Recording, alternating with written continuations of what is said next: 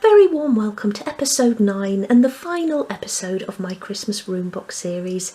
Now in today's episode we're going to begin by wrapping some gifts to go beneath the Christmas tree. So let's get started.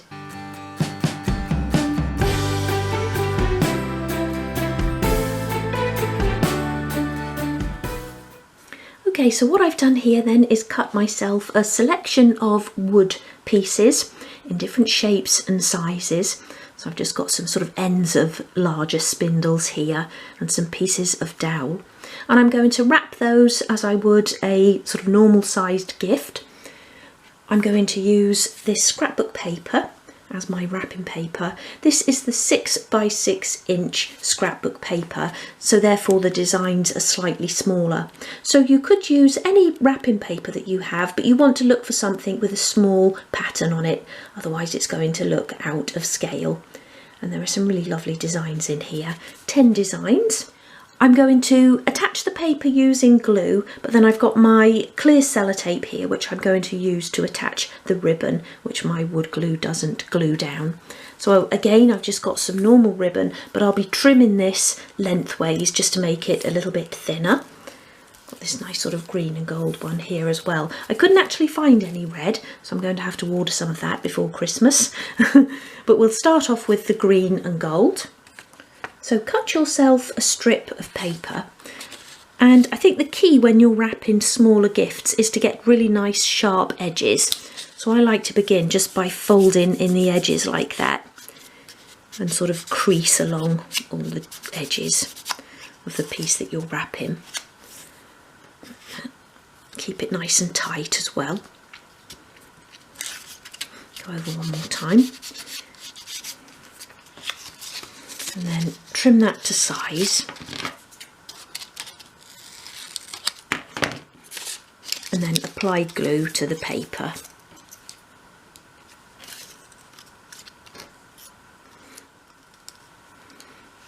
Put that back in, wrap it around nice and tightly.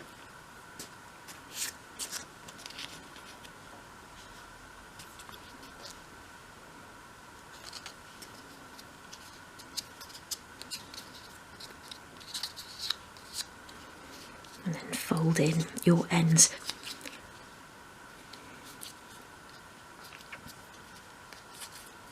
And again, just crease the edges of the paper in really nice and tightly.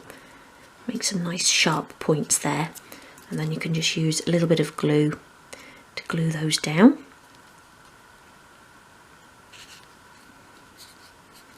Like that.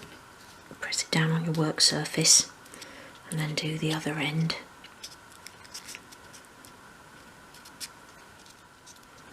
I've got a bit much at that end, so I'm just going to trim off the excess.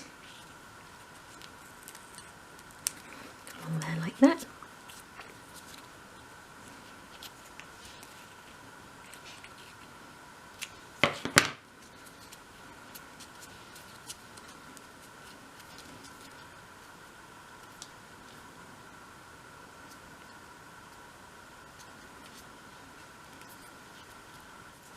And then we can add our ribbon. Okay, so trim off first of all just some very small pieces of clear tape, and then you can tape the ribbon to the top of the parcel. Like that, hold on nice and tightly, pull that around the box. Pop another piece of tape on.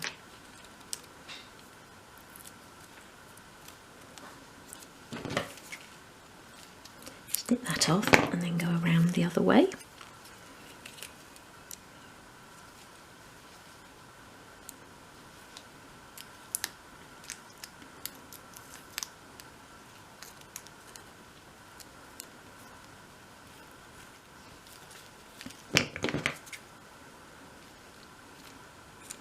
Like that. And then we'll have a go at making a bow. Okay, so for the bows I'm actually going to use paper, and that's just a lot easier than trying to make them from your ribbon. Otherwise you'll have to use lots of sellotape and they can look a little bit messy. So I actually saved from last Christmas this lovely gold paper from an envelope from a Christmas card. So I'm going to be using that. So I've just cut some strips the same thickness as the ribbon there. And then I'm just going to make it into a small sort of layered bow. I'm sure you all know how to make bows. I'm just going to cut some pieces in different lengths. Just doing this really sort of roughly. And then it helps to use a cocktail stick just to sort of curl them a little bit before you begin making the bow. So curl like that, and then dot a little bit of glue into the middle there. Glue your first side down.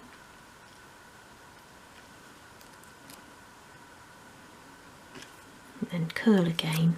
And then glue that bit down as well.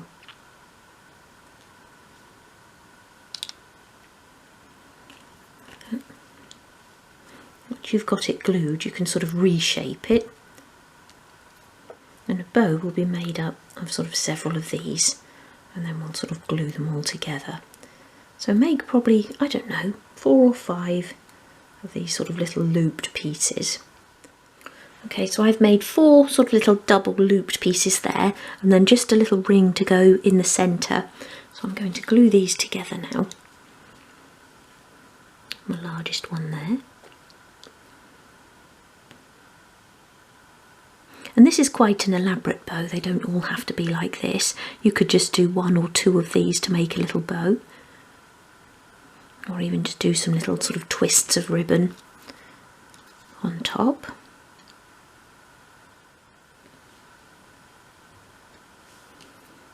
At an angle like that.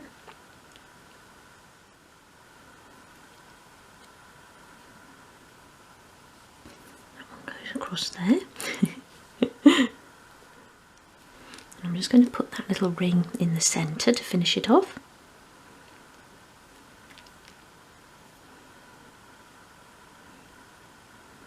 Like that. Sort of push it back into shape if you've sort of been pressing it to glue it down. And then glue that into place. And as I've got sellotape there, I'm actually going to use a tiny bit of sellotape again just to glue that on top, or stick that on top. So I've just got a little strip here that I'm going to fold into a ring like that. And then just pop the bow on top. Like that. And then just use your cocktail stick to press that down. And again, reshape it if you need to. So there's our first little gift. Okay, so there are my little wrapped Christmas gifts. Quite pleased with those. And then I also had this little Christmas bag in my collection, so it's quite old, and I remember when I first got it, it just had a lot of beads stuck in the top, so I've removed those and just put a little bit of red tissue paper in there. So I'm now going to display these around the bottom of the tree, and I'm actually going to tacky wax them into place, just because the bottoms of some of them aren't quite even, obviously because the paper's wrapped around. And what I actually did as well was just go in onto the bottom of the tree with this wood finish stain marker, just to colour in the base, just because I don't want to be able to see any of the natural wood showing through the sort of gifts or between the gifts. And I think that's hidden it quite nicely there. Okay, so I'm going to begin them with the little bag over there. And then I want to start off with the bigger gifts closer to the tree. Just pop that one in there like that. And I'm just sort of smoothing a tiny bit of tacky wax onto the bottom using my cocktail stick, and then just spreading that out with my finger. That one can go there like that. And this morning as well, I actually just put a little bit of double-sided tape on the underside of the rug, just along each sort of short edge, just to hold that into place, as I found that it was sliding about as I was sort of moving the room box about. there. Lovely tin of chocolates here. I think I'll have that over there. I wanted Santa's face facing forwards like that. Press that back down a little bit more. And just one more here, which I'm pretty sure is a book. I'm just going to sort of prop that up at the front there. So I've also got here a couple of tables that I've made, and both of these have a false drawer. I'm going to have the console table standing over here, and then the little side table beside the chair there. And then to go on the console table, I've got this little LED battery operated table lamp. Let's just switch that on, which I'm going to have standing over there. But I actually think the white shade is a bit glaring, so I'm going to recover it using a deep red fabric. Okay, so I'm going to begin then by very carefully removing the gold braid from around the top and bottom of the lamp. And this is glued on, but it is fairly easy to remove. So just sort of find the end and then just very, very carefully peel it off. And I want to reuse this, so I don't want to tear it or fray it.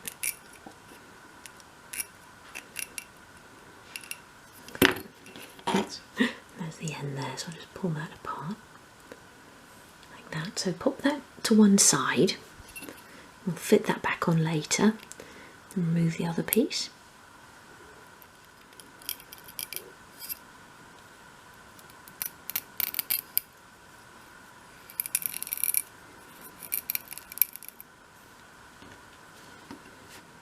And then just go around the top and bottom where the glue line is and just remove as much as you can, especially if there are sort of any large sort of lumpy bits still there. But you don't have to remove all of it. As I say, we are going to be covering this. And then what I actually did to start was make a paper template of the lamp. So I just actually wrapped around a larger piece of paper and then just with a pencil went around where I needed to cut and then trimmed it to size and fitted and trimmed again until you've got a really nice fit around there, and it will look something like that. So because I don't want to have to fold the fabric over the top and bottom of the lamp, I'm just going to use this gold marker pen to actually colour around the top and bottom sort of rim of the lamp. So just go around like that.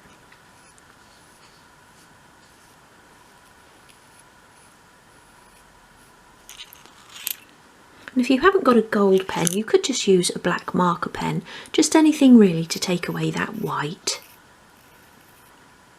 And once your lamp is in place in the room, it's not going to be so noticeable. Like that. Leave that to dry off for a moment. Okay, so use your paper template to cut a piece of fabric, and I'm just using this really thin polyester fabric. So if I just wrap that around the lamp and then switch that on, you can see that the light still shines through there, and if I move it into the box it looks even brighter. So don't choose a fabric that's too thick. And then treating the little battery switch as the back of your lamp, attach a piece of double-sided tape, and I'm using this 12mm thick tape, but if you had something thicker then you could just sort of trim that lengthways. So just put a piece down there like that. Oops. And then trim that off.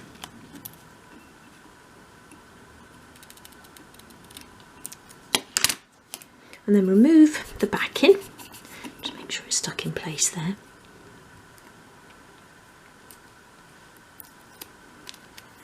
And feed your fabric around. Glue down the first side like that. Don't worry about that little bit overhanging at the bottom, we'll trim that off in a moment. And then I'm just going to put another bit of tape over that first bit of fabric just to hold that flap into place. I'm going to put that down there like that.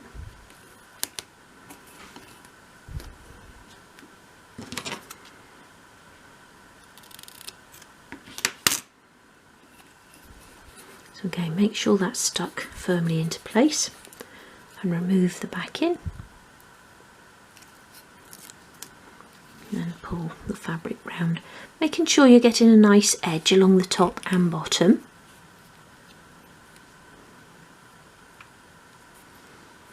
Like that. Come down a little bit there. Pull it down towards the bottom, and then if you need to trim anything off, you can trim from the bottom edge. So I've just got a little bit overhanging there. I'm going to trim along there like that.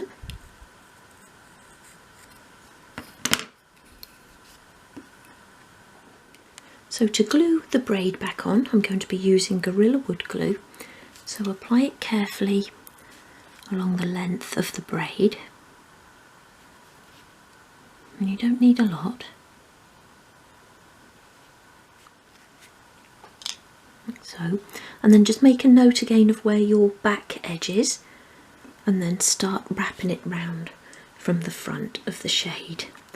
So we place the centre at the front there. And you want to get it right around the top edge.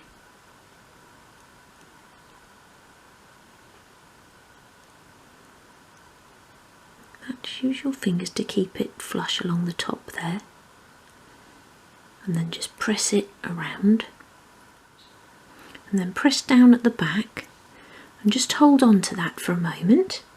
Okay, like that. Then do the same around the bottom edge. Okay, so the table lamp is going to sit there. And then I've also done the same thing here with a standard lamp. And that I'm going to have standing behind the chair, but I actually want it to look a little bit taller, so I've just cut a little bit of dowel here and I'm going to stand it on top of that. But I'm just going to colour that piece of dowel just using my wood dye pen again, just so that that's not going to be visible from any angle looking into the room box. So I've coloured that in, and then I've actually stuck that onto the bottom of the lamp using a bit of double-sided tape. And I'll just show you where I'm going to stand that. So if I just move the chair out, I'm going to have that over there and pop the chair back there. And I think that looks really nice and spreads out the light in the room as well. Okay, so I want to finish off then with a selection of bits and pieces that I've either had in my collection for a while and a couple of bits that I've just made as well. And the first thing I've actually got here is one of those coloured embellishments, and this is just a little round disc that says Merry Christmas. So I'm going to use that as a little tray, which will sit on that table there. And then I've got this lovely brandy decanter and a couple of glasses. I'm going to sit those on the tray, and I'm actually just going to use tiny bits of tacky wax to put all of these into position. So I'll start off by securing that into place. So I've also got here a little selection of games or game boxes, again that I've had in my collection for quite a while, and this lovely little Rubik's Cube as well with an instruction booklet. And I think I picked all of these up at a show. So I'm actually going to have those under the console table there. And again, I'm just going to use a tiny bit of tacky wax to put those into a pile.